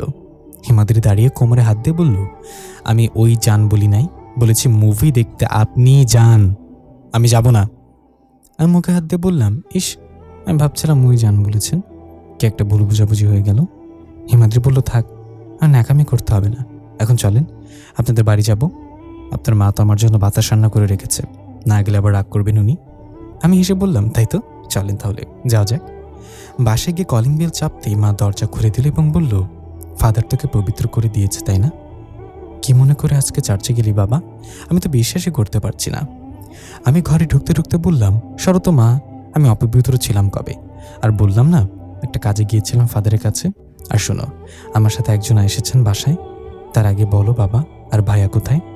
মা বলল, তোর বাবা তো অফিসে, জোসেফ শহরের বাইরে গেছেন অফিসের কাজে। কাকে নিয়ে এসেছিস? তোর সাথে তো কেউ নেই। আমি এবার হিমাদ্রিকে বললাম, মাকে হ্যালো বলে হিমাদ্রি। মা আমার কাছে মুখটা এসে গন্ধ শুকে বলল, নেশা টেশা করে এসেছিস নাকি? হিমাদ্রিটা আবার কে? এখানে তুই আর আমি ছাড়া আর কেউ তো নেই। আমি বললাম, মা হিমাদ্রিকে আমি ছাড়া কেউ দেখতে পাই না, ও এখন তোমার সামনে দাঁড়িয়ে আছে। মা কিছুতেই বিশ্বাস করতে চাইলেন না এটা। আমি বললাম, ঠিক আছে, আমি এখন কিচেনে যাইনি, আমি এখান থেকে হিমাদ্রির সাহায্যে বলে দিব আজকে তুমি কি রান্না করেছ। মা এটাতে রাজি হলো। হিমাদ্রি কিচেনে গিয়ে দেখে আসলো। আমাকে এসে বলল, আপনার মা আজকে ফুলকপি দিয়ে মাছ রান্না করেছে আর বাঁধাকপি ভাজি করেছে। মাছের টুকরোর সংখ্যা 6টি, কিন্তু আমার বাতাস কই? বাতাস রান্না করেনি। আমি হেসে দিয়ে মাকে বললাম, হিমাদ্রি যা বলেছে মা তো অবাক। এবার বিশ্বাস করে নিল আমার সাথে অদৃশ্য কিছু এসেছে এখানে।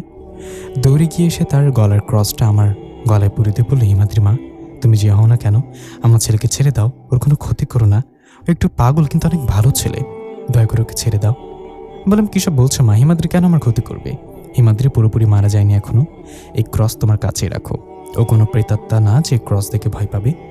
চার্চে ওকে নিয়ে গিয়েছিলাম আমি, আর আমি যে স্বপ্নটা দেখি প্রায় সেই স্বপ্নে হিমাদ্রিও দেখে। তারপর মাকে সব খুলে বললাম। মাও সব শুনে বুঝতে পারল হিমাদ্রির এবং আমি একই জায়গায় আটকে গিয়েছি। আমার কানে কাছে এসে বলল, কি রিথান, মেয়েটা দেখতে কেমন, তোর সাথে মানাবে নাকি? হিমাদ্রিটা শুনতে পেয়ে মুচকি হাসতে লাগলো। আমি বললাম, মা তুমিও না কিসব বাজে বাজে কথা বলছো বলো তো, যাও এখান থেকে, খুব খিদে পেয়েছে, খাবার দাও টেবিলে। মা চলে গেল। আমি বললাম, আপনি কিছু মনে করবেন না, বলেছিলাম না মায়ের সাথে আমি অনেক ফ্রি, একদম বন্ধুর মতো। আমার জীবনের একমাত্র বেস্ট ফ্রেন্ড হলো আমার মা। হিমাদ্রি বলল, আমার কিন্তু আন্টিকে দারুণ লেগেছে, উনি অনেক হাস্যোজ্জ্বল একজন মানুষ। বললাম, ঠিক আছে আপনি বসেন, আমি গোসল সেরে আসছি। আমাদের পারিবারিক নিয়মের বাইরে থেকে আসলে গোসল করে নিতে হবে। আমি যাচ্ছি, আপনি আবার উকি মারবেন না কিন্তু বাথরুমে।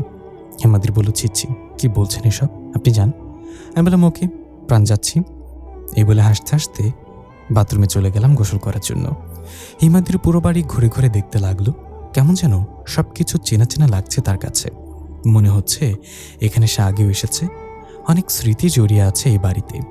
কিন্তু এটা তো ইথানদের বাড়ি, এই প্রথম এখানে এসেছে সে, তাহলে এত চেনা চেনা কেন লাগছে? আমি গোসল শাওয়ারের নিচে দাঁড়িয়ে চোখ বন্ধ করতেই সেই জঙ্গলের দেখা লোকটার মুখ ভেসে উঠল আমার চোখে। সে বলছিল, আত্মর্পণ করার জন্য প্রস্তুত হয়ে যাও। কিসের আত্মর্পণ? কেন সেই ব্ল্যাক ম্যাজিক করেছে? সে কি শুধু হিমাদ্রিকে চায় নাকি আমাকেও? সবকিছু কেমন যেন গুলিয়ে যাচ্ছে। সে বলছিল আত্মর্পণ করার জন্য প্রস্তুত হয়ে যাও। কেন সেই ব্ল্যাক ম্যাজিক করেছে? সে কি শুধু হিমাদ্রিকে চায় নাকি আমাকেও? সবকিছু কেমন যেন গুলিয়ে যাচ্ছে। এদিকে হিমাদ্রি ঘুরতে ঘুরতে সে স্টোর রুমে পৌঁছে গেল। সেখানে দেয়ালে একটা ফটো দেখতে পেল।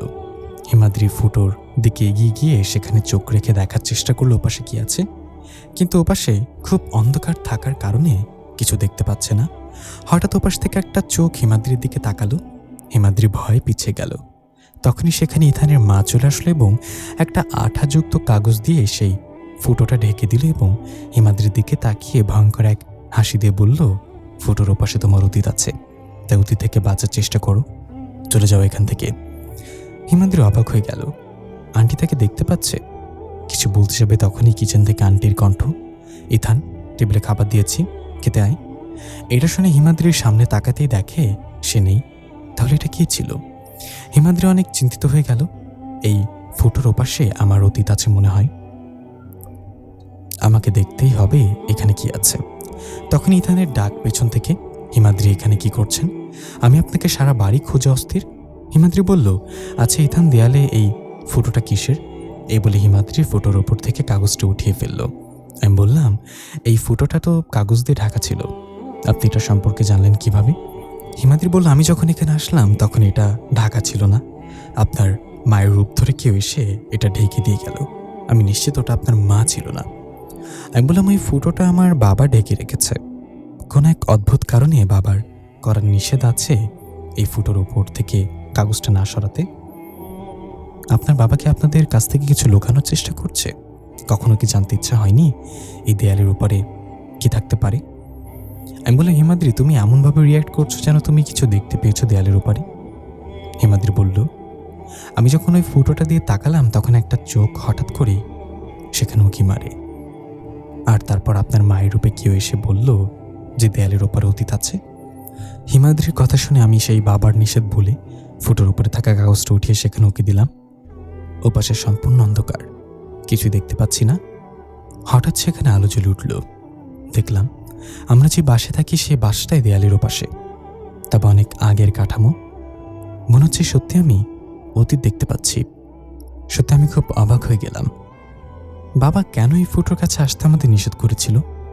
সে চাইলেই তো এই ফটোটা বন্ধ করে দিতে পারতো সবসময়ের জন্য। তাহলে কেন এটা শুধুমাত্র একটা কাগজ দিয়ে ঢেকে রাখা হয়? আমি চোখ সরিয়ে হিমাদ্রিকে কিছু বলতে যাব তখনই দেখলাম আমার বাবা সেই দেয়ালের ওপাশে হাঁটাহাঁটি করছে। তবে বাবা ছিল একদম আলাদা, যুবক বয়সের একটা ছেলে। হিমাদ্রি ঠিক বলেছে, এই দেয়ালের ওপারে অতীত আছে। আমি চোখ সরলাম না, দেখতে লাগলাম কি হচ্ছে এখানে।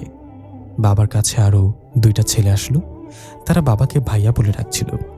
একজন বলছিল, ভাইয়া, বাবা তো মারা গিয়েছে, তাহলে সম্পত্তি 3 ভাগ করে আমরা সমানভাবে নিয়ে নিই। তুমি যেহেতু বড় ভাই, তুমি যেভাবে ভালো মনে করো সেভাবেই করো। বাবা একজনের কাঁধে হাত রেখে বলল, কেভিন, তুই কি বলস? সম্পত্তির ভাগ হবে নাকি আমরা 3 ভাই একসাথে থাকবো? সম্পত্তি ভাগ হলে কিন্তু সম্পর্কও ভাগ হয়ে যাবে। তখন কেভিন ওই তাকে উদ্দেশ্য করে বলল, ড্যানিয়েল ভাইয়া, তুমি সম্পত্তি আলাদা নিয়ে কি করবে? বড় ভাই তো ঠিক বলেছে, আমরা 3 ভাই একসাথে থাকবো, কোনো ভাগাভাগি হবে না। কিন্তু ড্যানিয়েল ছিল তার কথায় অনড়। সে তার ভাগের সম্পত্তি আলাদা চাই। তাই কথা বলার এক পর্যায়ে বাবার সাথে বড় ধরনের ঝগড়া লেগে যায়। বাবা এবং কেভিন চাইছিল সম্পত্তি আলাদা না করে 3 ভাই সবসময় একসাথে থাকতে, কিন্তু ড্যানিয়েল এটা মানতে নারাজ। আমি সেই ফটো দিয়ে এসব কিছু পরিষ্কার দেখতে পাচ্ছি।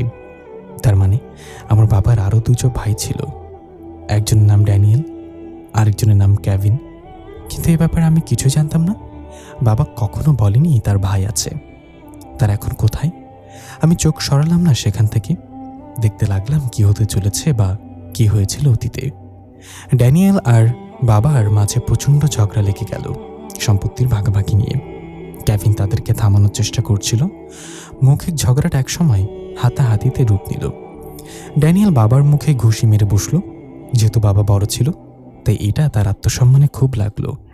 বাবা গিয়ে ড্রয়ার থেকে একটা পিস্তল বের করে সোজা ড্যানিয়েলকে উদ্দেশ্য করে গুলি চালিয়ে দিল।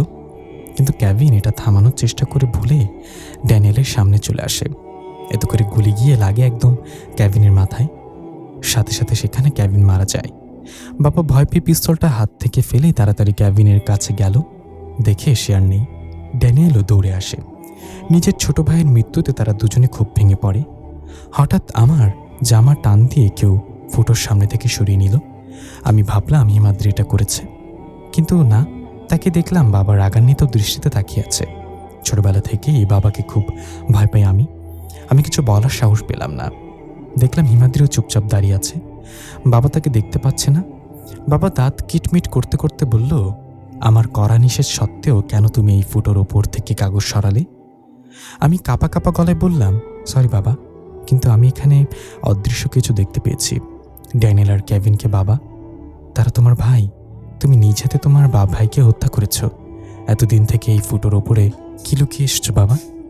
বাবা আমার গালে ঠাস করে একটা চড় বসিয়ে দিয়ে বলল, তোমার সাহস কী করে হয় আমাকে প্রশ্ন করার? আমি যা করেছি তা তোমাদের ভালোর জন্য করেছি। তুমি আমার নিষেধ শোনোনি, এই জন্য তোমাকে আমি কঠিন শাস্তি দেব। বাবার চিৎকার শুনে মা দৌড়ে এসে আমাকে জড়িয়ে ধরে বলল, ওকে মেরো না, ও ভুল করেছে, আমি ওকে বুঝিয়ে বলবো, তুমি যাও এখান থেকে। বাবা বলল, এটা সামান্য কোনো ভুল না। তোমার ছেলে এই ফুটোর ওপর থেকে কাগজ তুলে অনেক বড় বিপদ ডেকে এনেছে। সে মুক্ত হয়ে গিয়েছে, এখন তাকে কে থামাবে? এটা বলার সাথে সাথে সেখানে থাকা জিনিসপত্রগুলো হাওয়ায় ভেসে উঠল। সবাই খুব ভয় পেয়ে গেল। এরপর একটা গরম বাতাস বইতে শুরু করলো। এক এক করে সব জিনিসপত্র এদিক সেদিক ছুঁড়ে ফেলতে লাগলো কেউ। হিমাদ্রি দেখতে পেল মাথার গুলির চিহ্নগুলো। আত্মা খুব রাগ নিয়ে ইথানের দিকে এগিয়ে আসছে। হিমাদ্রি জোরে বলে উঠল, ইথান, সে তোমার দিকে আসছে। এটা শুধুমাত্র ইথান শুনতে পেল। ইথান বলল, বাবা, কেভিন এখানে এসে গেছে, সে সব করছে।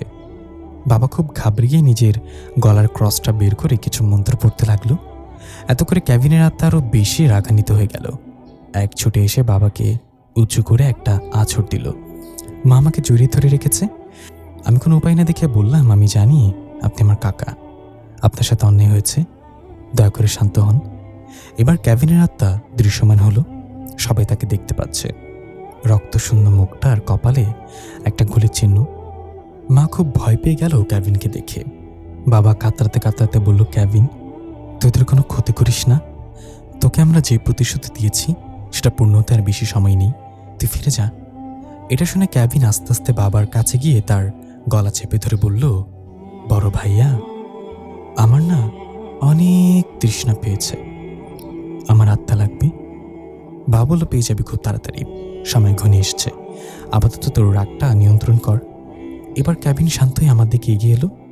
মা আমাকে শক্ত করে ধরে রেখেছে। কেভিন বলল, ভাতিজা, সময় হয়ে আসছে, প্রস্তুত হয়ে নাও। এই বলে ভয়ঙ্কর একটা হাসি দিল। তারপর হিমাদ্রির সামনে গিয়ে অদ্ভুতভাবে কিছুক্ষণ তাকিয়ে থাকলো। আমি অবাক হয়ে গেলাম। সে হিমাদ্রিকে দেখতে পাচ্ছে। কিছু বুঝে ওঠার আগেই সে হিমাদ্রির মাথা চেপে ধরল 2 হাত দিয়ে। হিমাদ্রি একটা দৃশ্য দেখতে পেল ঠিক যেমনটা ইথান দেখতে পেয়েছিল। হিমাদ্রি জঙ্গলের দিকে বেদিক হয়ে ছুটছে। পুরো জঙ্গল কাদায় পরিপূর্ণ। দৌড়াতে দৌড়াতে পা পিছলে পড়ে গেল হিমাদ্রি। উঠে দেখতে পেল গাছের আড়াল থেকে কেউ তাকে দেখছে, ঠিক যেমনটা ইথানের আগে দেখেছিল। একটা কালো ছায়ামূর্তি খুব দ্রুত চলে যাচ্ছে। হিমাদ্রি তাকে অনুসরণ করতে করতে সেই কুঁড়ে ঘরের সামনে গিয়ে থামল। এবার ভেতর থেকে ইথানের আর্তনাদ ভেসে আসলো, আমাকে মেরো না, আমি বাঁচতে চাই। হিমাদ্রি সেদিকে যেতে চাইলে আবার পেছন থেকে ইথানের কণ্ঠ, কেউ বলে উঠল, ওখানে যেও না, ওই ঘরে কেউ নেই, দেখো আমি এখানে। হিমাদ্রির পেছনে তাকিয়ে দেখল ইথান দাঁড়িয়ে আছে। হিমাদ্রি কনফিউজড হয়ে গেল, যেমনটা এর আগে ইথান হয়েছিল। হিমাদ্রি তার সামনে থাকে ইথানের পায়ের দিকে লক্ষ্য করতে দেখল তার পা কোনো সাধারণ মানুষের পা নয়, বরং পশুর পায়ের মতো। তার মানে সেই ইথান না। হিমাদ্রি আর কিছু না ভেবে সোজা দৌড়ে সেই কুঁড়ে ঘরে ঢুকে গেল। দেখল ইথানকে টান করে শুইয়ে রাখা হয়েছে। তার সামনে একটা লোক বসে তন্ত্রমন্ত্র করছে। ইথান আর্তনাদ করছে, আমাকে মেরো না, আমি বাঁচতে চাই। হিমাদ্রি খেয়াল করে দেখল যে লোকটা এসব করছে সে আর কেউ না, বরং ইথানের বাবা। এটা দেখে হিমাদ্রি চমকে গেল। হিমাদ্রি কিছু বলতে পারছে না, তার কথা বলার শক্তি নেই। হঠাৎ আশপাশ থেকে লতাপাতা এসে হিমাদ্রিকে পেঁচিয়ে ফেলতে লাগলো। আস্তে আস্তে হিমাদ্রির নিঃশ্বাস বন্ধ হয়ে আসতে লাগলো। ওইদিকে আমরা দেখতে পাই হাসপাতালে সত্যি সত্যি হিমাদ্রির অবস্থা খারাপ হয়ে যাচ্ছে। তার নিঃশ্বাস কম হয়ে আসছে ধীরে ধীরে। ডাক্তার নার্স মিলে সব চেক করে দেখলো অক্সিজেন ঠিক আছে, সবকিছু নর্মাল। তাহলে এমন হচ্ছে কেন? তারা কিছুই বুঝতে পারছে না। হঠাৎ ক্যাবিনের আত্মা হিমাদ্রিকে ছেড়ে দিল। হিমাদ্রি জোরে জোরে নিঃশ্বাস নিতে লাগলো। আমি চিৎকার করে বললাম, হিমাদ্রির সাথে আপনি কি করলেন? ক্যাবিনের আত্মা কিছুই বলল না। অদ্ভুত একটা হাসি দিয়ে ধুলোর মতো হয়ে আবার সেই ফুটো দিয়ে ঢুকে গেল এবং ফুটোটা কাগজ দিয়ে আপনা আপনি ঢেকে গেল। ওদিকে হাসপাতালে হিমাদ্রি স্বাভাবিক হয়ে গেল। ডাক্তার কিছুই বুঝতে পারল না কেন এমনটা হলো। হঠাৎ বাবা বলল, হিমাদ্রি, হিমাদ্রি এখানে কি করছো? কোথায় হিমাদ্রি? আমি অবাক হয়ে জিজ্ঞাসা করলাম, বাবা তুমি হিমাদ্রিকে কিভাবে চিনো? বাবা একটু থতমত খেয়ে বলল, কই না তো, আমি কোনো হিমাদ্রি নামে কাউকে চিনি না। আমি স্পষ্ট বুঝতে পারলাম বাবা এবারও কিছু লুকাচ্ছে। নিশ্চয়ই সে হিমাদ্রিকে চিনে। আমি রাগ করে বাসা থেকে বের হয়ে গেলাম। হিমাদ্রিও আমার সাথে বের হলো। বাবা এত বছর ধরে ভয়ানক একটা সত্য লুকিয়ে রেখেছে, যার কিছুটা আজকে জানতে পারলাম, আর অনেক কিছু জানার বাকি আছে। এদিকে ইথান বের হয়ে যাওয়ার পর তার মা ইথানের বাবার দিকে তাকিয়ে রাগ করে বলল, তুমি এতদিন ধরে আমাদের কাছ থেকে কি লুকিয়েছ? তোমার ভাই ছিল সেটা তুমি আমাদের কাউকে জানাওনি। সে কিভাবে মারা গেল? সে ইথানকে কিসের জন্য প্রস্তুত হতে বলল? তাকে তুমি কিসের প্রতিশ্রুতি দিলে যে সে আবার শান্ত হয়ে চলে গেল? বাবা ধমক দিয়ে বলল, এসব বিষয় নিয়ে কোনো কথা শুনতে চাই না, এখান থেকে যাও। আমার কথার অবাধ্য হলে কি পরিণতি হয় দেখলে? সবাই নিজের সীমায় থেকো। ইথানের মা আর কিছু বলল না, হনহন করে চলে গেল সেখান থেকে। ইথানের বাবা একটা গ্লাসে কিছু পরিষ্কার পানি নিয়ে কিছু মন্ত্র পড়ে সেই পানিটা পান করে নিল। তারপর ফোন করে বের করে কাকে যেন কল করে বলল, ক্যাভিন আজকে বের হয়েছিল, আমি তাকে বুঝে আবার ভেতরে ঢুকিয়েছি, কিন্তু খুব তাড়াতাড়ি সে ফিরে আসবে, ওদেরকে নিয়ে যেতে। আমার মনে হয় হিমাদ্রি আর ইথানের পরিচয় হয়ে গিয়েছে, সব কিছুর জন্য প্রস্তুত থাকতে হবে আমাদের। আমি আর হিমাদ্রি এসে এক জায়গায় বসলাম। হিমাদ্রিকে জিজ্ঞাসা করলাম, ক্যাভিন আপনাকে দেখতে পেয়েছে। বাবাও হিমাদ্রি নামে শুনে একটা অদ্ভুত আচরণ করল। ক্যাভিন আপনার মাথা চেপে ধরার পর আপনি কি দেখতে পেয়েছেন? হিমাদ্রি বলল, ফাদার আপনার কপালে ক্রস ধরার পর আপনি যা দেখতে পেয়েছেন আমি ঠিক তাই দেখতে পেয়েছি ইথান, তবে একটু পার্থক্য আছে। সেটা কি? হিমাদ্রি বলল, আমি সেই লোকটার জায়গায় আপনার বাবাকে দেখতে পেয়েছি। আপনার বাবা আপনাকে সামনে শুইয়ে তন্ত্রমন্ত্র করছিল। আমি আমাকে বললাম, কি বলছেন হিমাদ্রি? আমার বাবা আমাকে নিয়ে সব করছে তাহলে? কিন্তু কেন? হিমাদ্রি বলল, এখন কি করবেন? আবার কি ফাদারের সাথে দেখা করবেন? আমি বললাম, না, ফাদারের সাথে পরে দেখা করব। এখন আমি আপনাদের বাসায় যেতে চাই, যেহেতু আমাদের বাসায় অদ্ভুত কিছু দেখেছি। আপনাদের বাসায়ও কিছু একটা আছে, নাহলে আপনি কেন ওদের শিকার? হিমাদ্রি বলল, আমিও এটাই ভাবছিলাম এতক্ষণ ধরে। চলেন তাহলে আপনাকে নিয়ে যায় আমাদের বাসায়, তবে কিছু খাওয়াতে পারবো না, কিন্তু আমাদের বাসায় বাতাস রান্না হয় না। এ বলে হিমাদ্রি মিষ্টি করে হেসে দিল। আমি বললাম, আপনি এমন মাছ বিক্রেতা কেন? হিমাদ্রি ভুরু কুঁচকে বলল, মাছ বিক্রেতা মানে?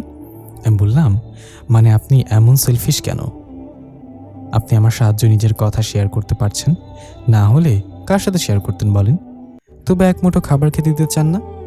হিমাদ্রি হাসতে হাসতে বলল, আচ্ছা সে না হয় দিব। সেলফিশের বাংলা অর্থ মাছ বিক্রেতা, এটা আজ প্রথম শুনলাম। আমি হিমাদ্রির সাথে হাসতে লাগলাম। কথা বলতে বলতে আমরা হিমাদ্রিদের বাসায় পৌঁছে গেলাম। হিমাদ্রি বলল, আব্বু মনে হয় এই সময় বাসায় আছে, তাই যা বলবেন খেয়াল করে বলবেন। বাবা যেন বুঝতে না পারে আপনার সাথে আমি এসেছি, তাহলে আপনাকে পাগল ভেবে তাড়িয়ে দিবে। পরিচয় দিবেন আপনি আমার ক্লাসমেট।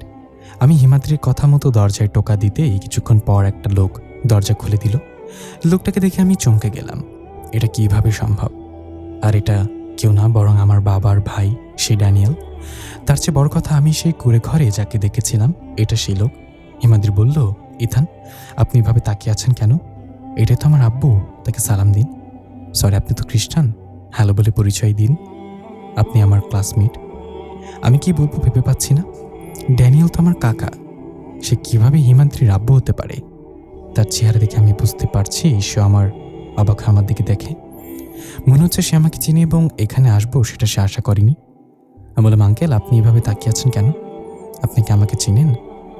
সে একটু বিব্রত হয়ে বলল, না না, আমি তোমাকে কিভাবে চিনব? কে তুমি? কাকে চাও? আমি বললাম, আমি হিমাদ্রির ক্লাসমেট আঙ্কেল, ওর কাছে আমার একটা নোটবুক আছে, সেটা নিতে এসেছি। আঙ্কেল বলল, কিন্তু হিমাদ্রি তো গত 1 বছর ধরে হাসপাতালে আছে, জানো না তুমি? আমি বললাম, হ্যাঁ জানি, আমি হাসপাতালে গিয়েছিলাম। আমি সেখানে হিমাদ্রির ভাইয়া ছিল, তার কাছ থেকে ঠিকানা নিয়ে আসলাম এখানে। সে বলল, আচ্ছা আসো, ভেতরে আসুন। তোমার নাম কি বাবা? কোথায় থাকো তুমি? আমি ভেতরে ঢুকতে ঢুকতে বললাম, আমার নাম ইথান, আর আমি বাসায় থাকি। আঙ্কেল একটু চোখ বাঁকা করে আমার দিকে তাকিয়ে বলল, বাসায় থাকো সেটা তো আমি জানি, তোমার বাসা কোথায় সেটা জানতে চেয়েছি। হিমাদ্রি বলল, ইথান, আপনি একটু অদ্ভুত আচরণ করছেন কেন? কি হয়েছে? আমার আব্বুকে কি চেনেন আপনি? আমি হাতের ইশারায় হিমাদ্রিকে বললাম, পরে বলছি সব। আমি বললাম, আঙ্কেল, আমার কোনো বাসা নেই, আমার বাবার একটা বাসা আছে ওই রেল লাইনের ওপারে। সেখানে থাকার জন্য আমাকে লেখাপড়ার অভিনয় করতে হয়, নাহলে বাসা থেকে বের করে দেবে। আঙ্কেল একটু এসে বলবো, আচ্ছা তুমি বসো, আমি তোমার জন্য চা নিয়ে আসছি। আমি বললাম, বাসায় কি আর কেউ নেই? আন্টি কোথায়? এর মাঝে মধ্যবয়স্ক এক মহিলা এসে বলল, কে এসছে বাসায়? আমাকে দেখে উনি যেন চমকে গেল, ভূত দেখার মতো করে আমার দিকে তাকিয়ে রইলেন। হিমাদ্রির আব্বু পরিস্থিতি সামলে নেওয়ার জন্য বললেন, এই হলে হিমাদ্রির মা। আর শোনো, এই ছেলেটা হিমাদ্রির ক্লাসমেট, যাও চা বানিয়ে আনো তুমি। আমি আন্টিকে হ্যালো বললাম, উনি কাঁপা কাঁপা গলায় জবাব দিয়ে চা বানাতে চলে গেল।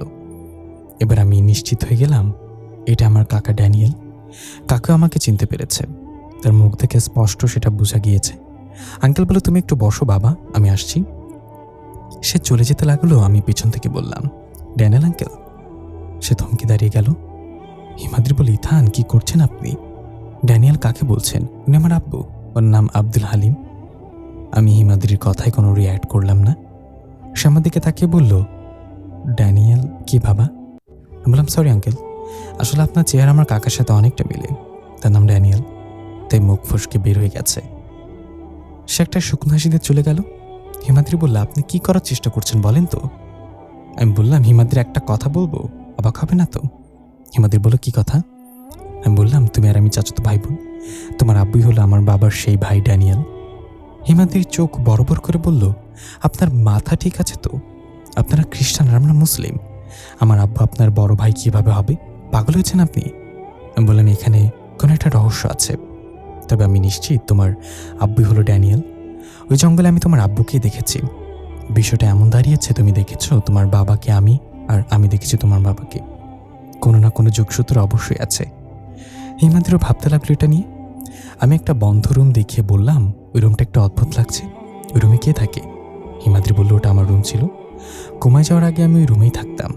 আমি বললাম, রুমটা দেখে গা ছমছম করে উঠছে, ওখানে কিছু থাকতে পারে, চলো গিয়ে দেখি। ওইদিকে আমরা দেখতে পাই হিমাদ্রির আব্বা আম্মু কথা বলছে। হিমাদ্রির আম্মু বলল, ইথান এখানে কিভাবে এলো? আর মাত্র কয়েকটা দিন আছে, এর মাঝে কি হচ্ছে কিছু বুঝতে পারছি না, আমার খুব ভয় হচ্ছে। হিমাদ্রির আব্বু বলল, তুমি নিজেকে শান্ত রাখো, আমি নিশ্চিত হিমাদ্রি ওর সাথে এখানে এসেছে। ইথান জেনে গেছে আমি ড্যানিয়েল, কিন্তু আমি কথা কাটিয়ে দিয়েছি। এখন তুমি চায়ের মাঝে ঘুমের ওষুধ মিশিয়ে দাও। ইথানকে আমরা এখান থেকে বের হতে দেব না, বড় ভাইকে ডেকে নিব, ওকে ছেড়ে দিলে বাইরে গিয়ে কিছু একটা করবে, আর আমরা বিপদে পড়ে যাব। এদিকে হিমাদ্রির আমি সেই বন্ধ রুমের দিকে গেলাম। আমি কি দরজা ধাক্কা দিয়ে দেখলাম দরজাটা ভেতর থেকে বন্ধ। আমি হিমাদ্রির দিকে তাকালে সে বলল, ভেতর থেকে বন্ধ হলো কিভাবে? তার মানে কি ভেতরে কেউ আছে? বড় ভাইয়াকে হাসপাতালে, আমার কাছে, আব্বা আম্মু কিচেনে, তাহলে আমার রুমে কে? নিশ্চয়ই রুমে কিছু একটা আছে। আমি কয়েকবার দরজা ধাক্কা দিলাম আর খেয়াল করলাম আঙ্কেল আবার চলে এসছে কিনা। ধাক্কা দিতে দিতে এক পর্যায়ে দরজা খুলে গেল। সাথে সাথে অদ্ভুত একটা দুর্গন্ধ নাকে এসে লাগলো। আমি নাক চেপে ধরে বললাম, তুমি কি কোনো গন্ধ পাচ্ছ? হিমাদ্রি বলল, আমি একটা আত্মা, আমি কিছুই ফিল করতে পারি না। আমি বললাম, বেঁচে গেছো। খুব খারাপ একটা গন্ধ বেরিয়েছে এই রুম থেকে। আমার নাক পাটি শাপলা পিঠার মতো বটে গিয়েছে। চলো দেখি রুমে কি আছে।